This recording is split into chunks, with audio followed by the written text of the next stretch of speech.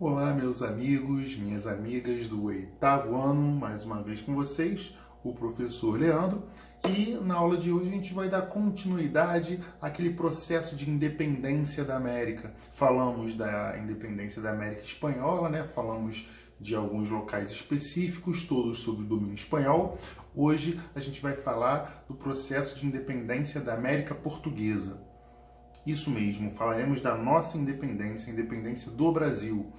Foi um processo bem diferente dos processos que a gente viu até então, porque no Brasil aconteceu algo totalmente diferente. A gente teve aqui no Brasil a sede de um reino europeu. Isso mesmo.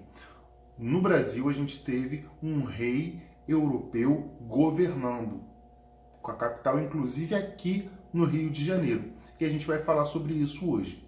Bem, a independência do Brasil é um processo que ele começa bem antes do dia 7 de setembro de 1822. Quando a gente pega lá o dia 7 de setembro como dia da independência e tudo mais, a gente tem que levar em consideração que ali foi o final do processo. Bom, nem o final foi ali, mas ali já estava a independência se desenrolando. A independência ela começa em 1808, quando a corte portuguesa, a família real portuguesa, vem, fugindo do bloqueio continental instaurado por Napoleão Bonaparte. Eles vêm escoltados pelos ingleses, chegam aqui no Brasil, certo que era a colônia mais próspera de Portugal, e quando eles chegam aqui, eles vêm, inclusive dito pelo próprio Napoleão, foi um plano mais inteligente utilizado contra ele, porque ele não tinha ninguém da corte portuguesa, ninguém da família real para obrigar a, digamos, passar Portugal para o nome de Napoleão, como ele fez com a Espanha, por exemplo. Certo? Bom, quando a corte portuguesa chega aqui no Brasil em 1808, o Dom João VI, que era uma espécie de príncipe regente, porque a mãe dele, a Dona Maria I, Maria Louca, ainda estava viva, porém não gozava das faculdades mentais ali funcionando em perfeito estado. Então era ele quem tomava as decisões, era ele quem governava.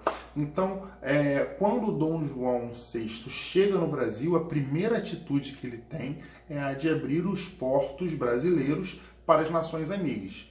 Os portos brasileiros que só podiam comercializar com Portugal, tinha aquele pacto colonial, né, onde Portugal explorava o Brasil, tudo que era produzido no Brasil tinha que ir para Portugal, e Portugal, que ganhava dinheiro com isso, Dom João, quando chega aqui, abre os portos às nações amigas.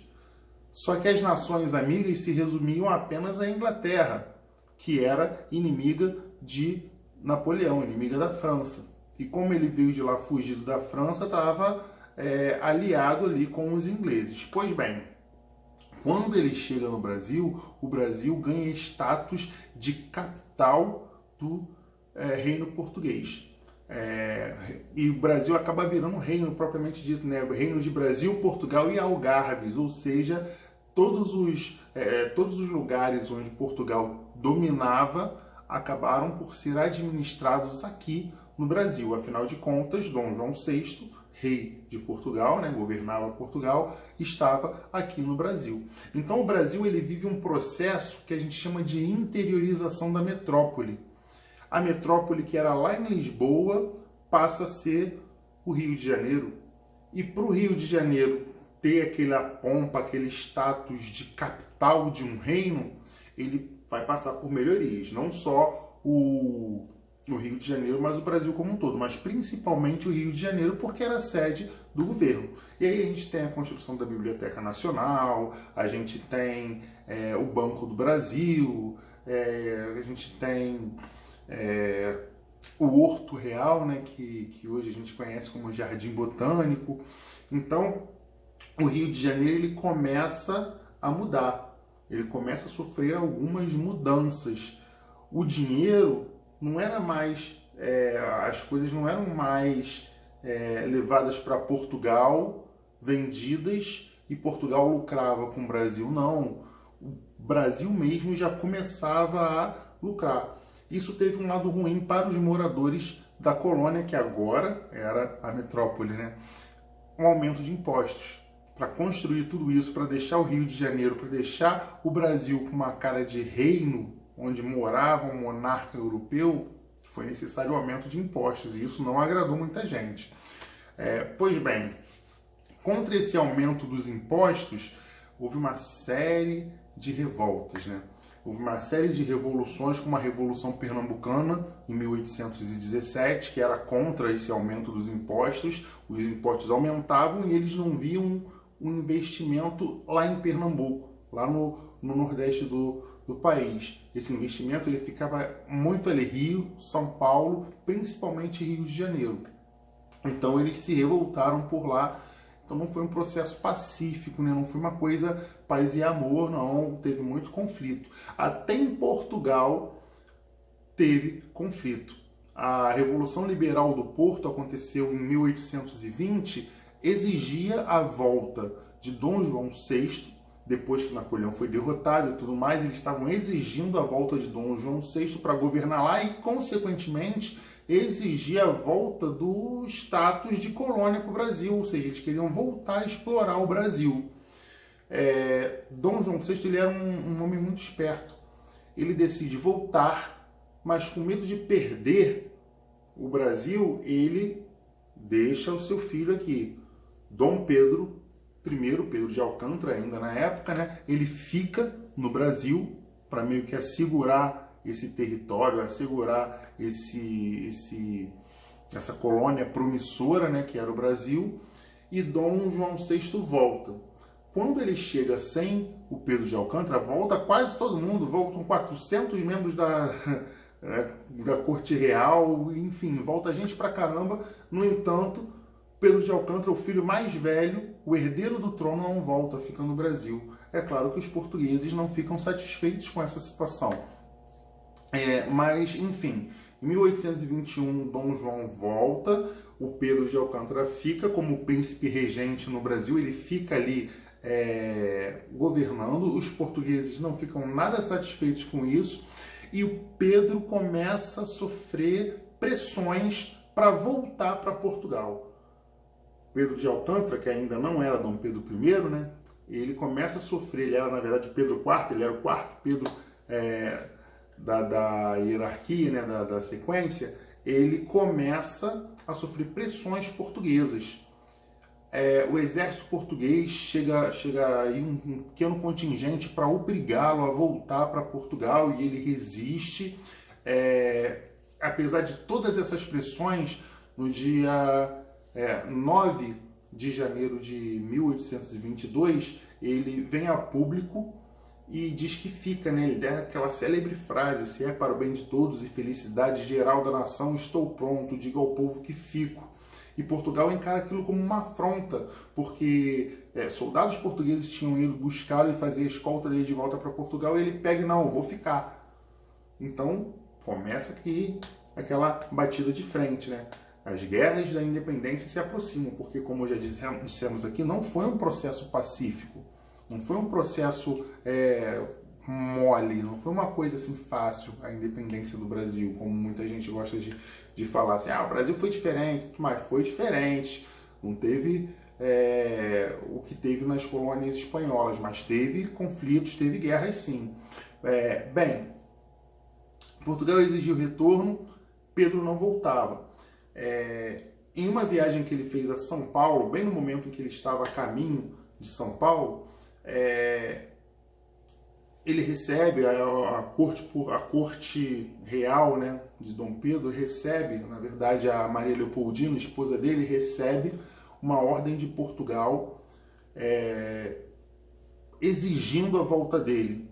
E na carta tinham ameaças assim que a imperatriz ficou abismada e resolveu, em caráter emergencial, convocar, né, uma sessão especial, uma espécie de assembleia, uma reunião para decidir, para redigir uma declaração de independência. Não, vamos ficar independente. Ela junta com José Bonifácio, com outras pessoas ali do alto escalão, né, importantes no Império do Brasil, redige uma declaração de independência, pede para que um mensageiro leve essa declaração para Dom Pedro. Essa reunião foi no dia 2 de setembro de 1822. E aí o que acontece? O mensageiro parte atrás de Dom Pedro, cavalga dia e noite, consegue alcançá-lo ainda em São Paulo, às margens do rio Ipiranga, entrega a declaração de independência e a carta que ela tinha recebido, né, com as ameaças de Portugal. E aí Dom Pedro, ao ler aqueles dois documentos, concorda com a sua esposa, né, com a imperatriz Leopoldina, e dá o famoso grito de independência ou morte ali às margens do rio Ipiranga, que consta até no nosso hino nacional. Então, Dom Pedro declara o Brasil independente, só que tem um pequeno detalhe: não basta você declarar independente. Portugal tinha que aceitar essa independência, outros países tinham que aceitar essa independência. E aí o que acontece? Com essa declaração de independência, Dom Pedro é aclamado pelo povo brasileiro. No dia do aniversário dele, daquele mesmo ano de 1822, ele aniversariava no dia 12 de outubro, ele é aclamado imperador do Brasil. Ele é aclamado pela população como grande líder: é você que vai governar a gente, você que vai guiar a gente, tudo mais. E aí no dia 1º de dezembro do mesmo ano, de 1822, ele é coroado como o primeiro imperador do Brasil, por isso Dom Pedro I. Ele é o primeiro Pedro daquela dinastia que governaria o Brasil. Se fosse continuar a dinastia de Portugal, se ele fosse suceder o trono português no lugar do pai dele, ele seria o Pedro IV, e não o Pedro I. Mas ele foi o primeiro imperador do Brasil, por isso Dom Pedro I. É claro que os portugueses ficam insatisfeitos, é claro que conflitos acontecem, guerras acontecem. No próprio Brasil, estados como o Pará, o Maranhão, a Bahia e a Cisplatina, que era um território brasileiro, que é hoje o Uruguai, mas pertencia ao Império Brasileiro, são contra essa independência do Brasil. Então, essas regiões, elas começam a eclodir revoltas nessas regiões. Não foi um período fácil. Quando a independência é declarada, surgem diversos movimentos que não queriam essa independência no Brasil e fora do Brasil, Portugal, mas com o tempo o Brasil vai conquistando adeptos. Um deles é os próprios Estados Unidos. Os Estados Unidos, eles reconhecem o Brasil como independente 2 anos depois, em 1824.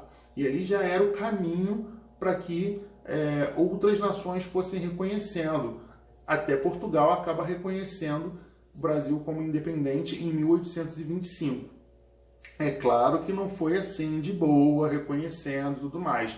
Teve uma indenização, teve um pagamento de um valor absurdo para que os portugueses reconhecessem o Brasil como um país independente. Mas essa é uma outra história que fica para uma outra ocasião.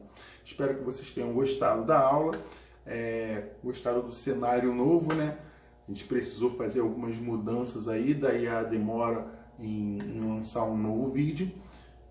Espero que tenham gostado e um beijo e um queijo para vocês. Nos vemos na próxima. Espero que essa próxima seja muito em breve. Tchau, tchau.